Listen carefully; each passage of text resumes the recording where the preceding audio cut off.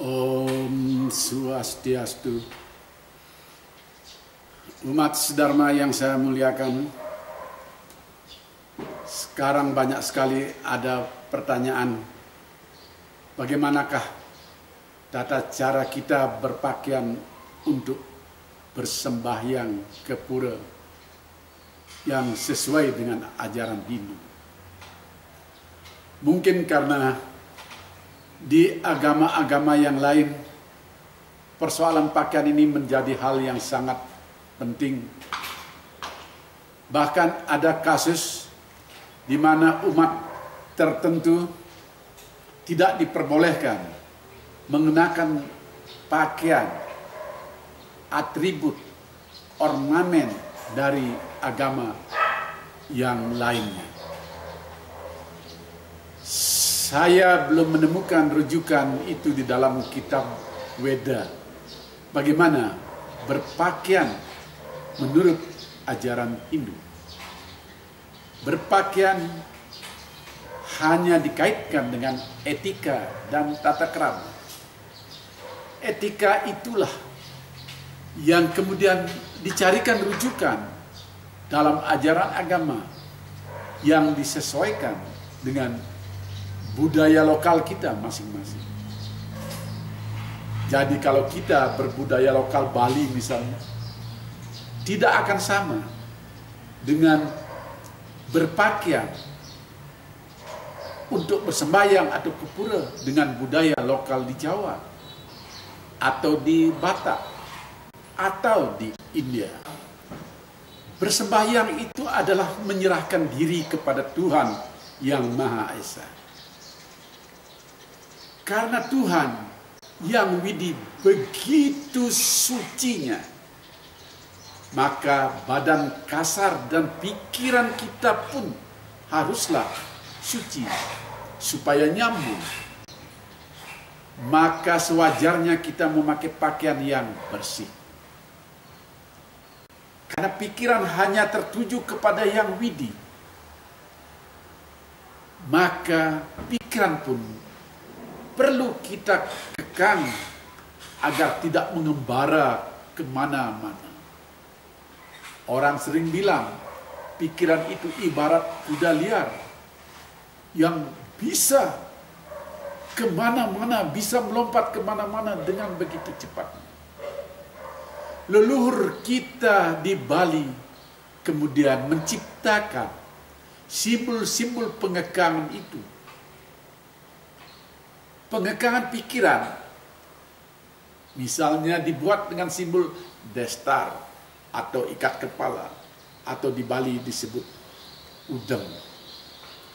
Destar pun, udang pun dibagi antara destar untuk orang kebanyakan yang belum eka jati, artinya masih seperti umat-umat semua yang belum menjadi pemangku atau istilahnya sering disebut sebagai walaka.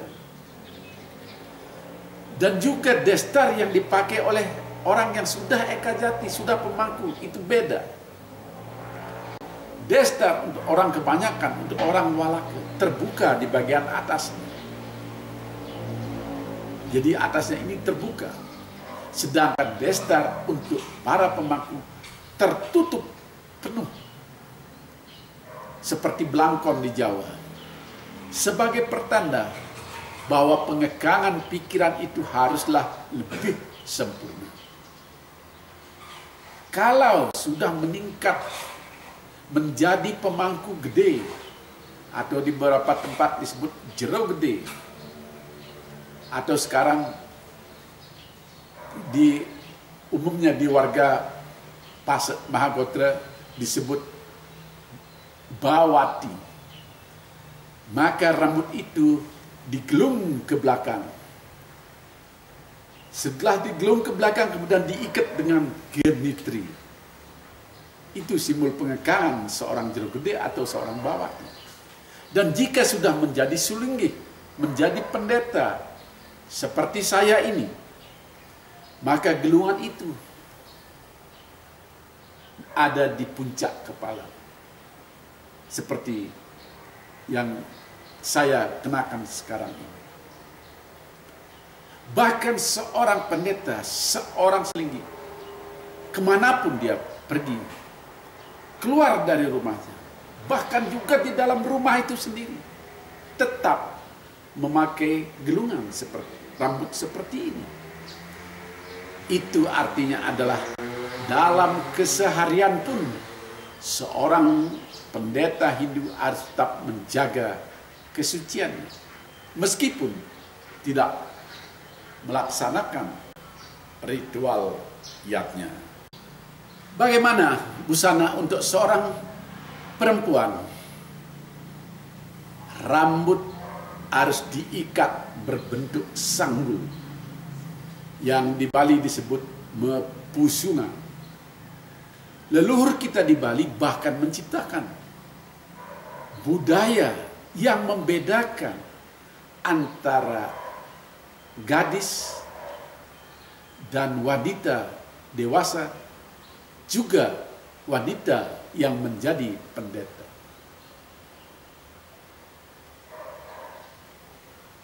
Ada beda-beda gelungan itu sendiri. Nah, sekarang bagaimana kalau rambut seorang wanita itu tidak bisa digelung karena pendek, seperti mode yang banyak sekarang ini? Maka seharusnya kalau untuk pergi ke pura bersembahyang, supaya simbol pikiran itu diikat, seharusnya ada ikatan, entah memakai kain putih atau kain apapun yang diikat di kepala sehingga rambut itu terikat. Itu adalah simbol pengekangan pikiran.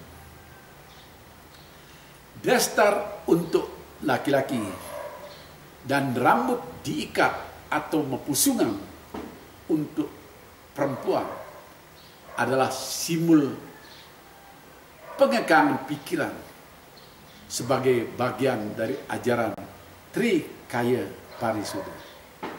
Kita maklum semua, Trikaya Parisuda itu adalah 3 ajaran pengekangan: pikiran dikekang, perkataan dikekang, perbuatan pun harus kita kekang. Lalu bagaimana kita mengekang perkataan? Simbolnya adalah memakai kalung di leher.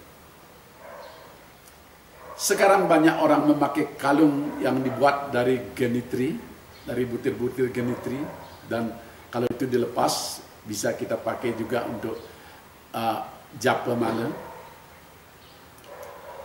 Itu tren yang sangat bagus.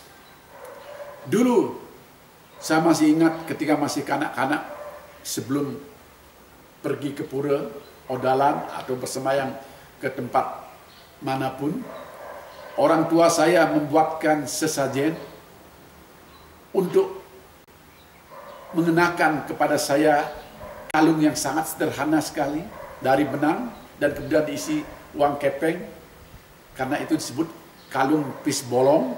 Pisbolong itu artinya uang kepeng yang berlobang. Itu adalah simbol-simbol yang sangat sederhana di masa lalu ketika tren memakai genitri belum ada sampai sekarang ini.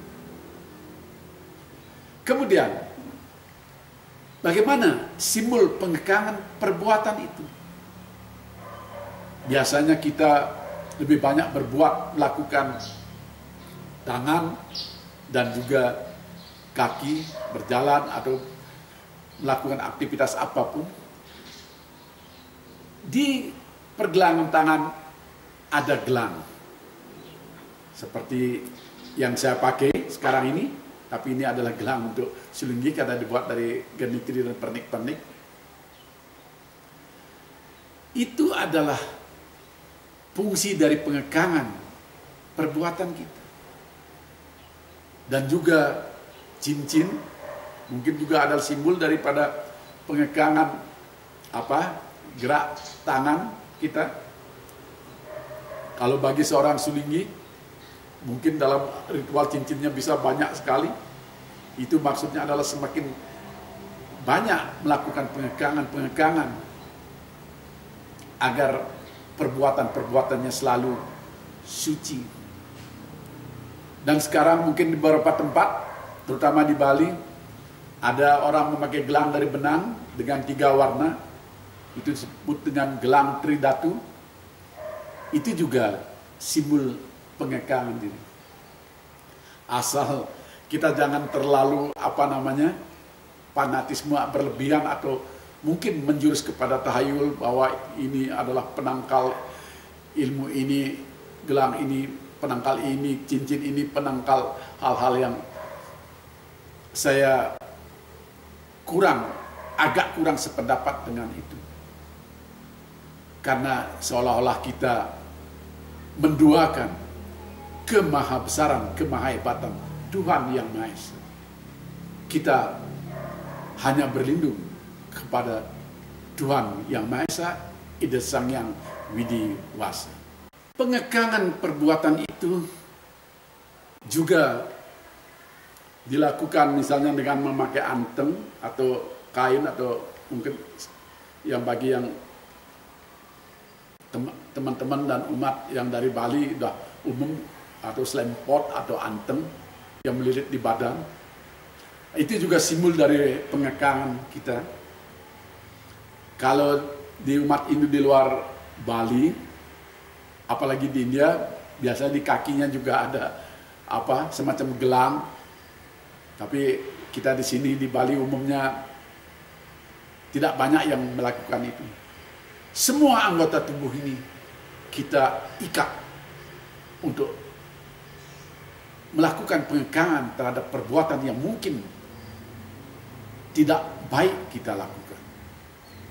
Itulah simbol pengekangan pikiran, pengekangan perkataan, dan pengekangan perbuatan dalam bentuk busana dalam melakukan persembahyaan. Sekarang perubahan terjadi seiring dengan pemahaman kita yang makin baik, dan juga pengaruh dari kebudayaan global. Jika dulu terbatas pada pakaian yang bersih, sekarang mulai ke masalah warna. Putih dan kuning dianggap simbol-simbol suci. Dulu destar atau udeng kebanyakan dari kain batik, dan baju pun warna-warni. Hanya pemangku yang memakai destar putih. Sekarang kita lihat anak-anak kecil pun, bahkan masih balita, memakai destar putih. Begitu pula bajunya. Banyak sekali dan hampir sebagian besar kepura memakai baju putih. Begitulah pakaian itu sendiri memang mengikuti mode. Kita tidak bisa terlepas dari mode. Dulu pakaian kepura bisa sembarangan, warna-warni pun cerah, bahkan banyak memakai pakaian batik. Lalu berkembang karena ada pemahaman baru memakai putih dan kuning. Kemudian dari sisi modelnya pakai safari, dan belakangan ini kembali ke baju yang biasa karena kesannya pakai safari seperti pejabat. Lalu bahkan memakai baju koko yang juga digunakan oleh umat-umat lain. Hampir tidak ada bedanya. Semua itu adalah mode. Yang perlu dipersoalkan sekarang adalah jangan sampai mode itu kebablasan. Kita harus bisa mengukur diri kita dalam kondisi seperti apa. Banyak sekarang ibu-ibu yang ikut mode, memakai kebaya tembus pandang yang di Bali terkenal dengan nama kain brokat. Bahkan belahan dadanya begitu lebar mengikuti mode yang dikenakan para artis-artis kita. Jadi busana para artis, busana selebritas diadopsi juga oleh wanita Bali karena saking getolnya mengikuti mode. Dan busana itu dipakai ke pura melakukan persembahyang. Lebih unik lagi, ibu-ibu di pedesaan pun ikut memakai kain brokat yang tembus pandang itu, tanpa peduli bagaimana bentuk tubuhnya, tanpa peduli bagaimana kutangnya yang ada di dalam. Bahkan mungkin ada sakit panu segala macam sampai terlihat. Yang ditiru hanya brokat yang tembus pandang itu. Padahal mengenakan pakaian tembus pandang itu justru memamerkan isi di dalamnya yang tidak layak. Sementara para artis yang ditiru itu memang keadaan badannya memang mulus, kulitnya bersih. Nah, itu yang terjadi saat ini. Belum lagi kita memakai perhiasan yang mahal-mahal. Pergi ke pura bersembahyang memakai cincin emas, memakai gelang emas, memakai kalung emas. Itu bukannya tidak boleh, tetapi secara etika, secara norma, itu lebih banyak sifatnya pamer. Mari kita berpakaian dengan memenuhi etika dan tata krama. Kalau kita menghadiri resepsi perkawinan, upacara potong gigi, upacara apapun di luar tujuan bersembahyang ke pura, ya masih bolehlah kita mengenakan busana yang agak merangsang, bahkan juga terlalu merangsang, perhiasan yang mahal-mahal, mungkin supaya gengsi kita naik, mungkin supaya orang memandang bahwa kita sudah sukses dalam hidup. Tetapi jika kita ke pura, untuk apa kita memamerkan bentuk tubuh di dalam? Untuk apa kita memamerkan kekayaan harta kita dengan memakai perhiasan yang mahal-mahal? Apa kita perlu pamer kepada yang ini, kepada Tuhan, pemilik seluruh semesta alam ini?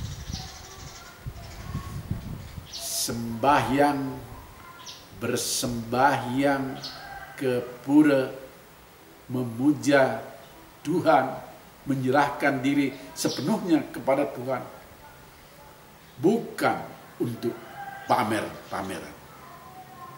Semoga semoga kita menjadi arif dalam berbusana.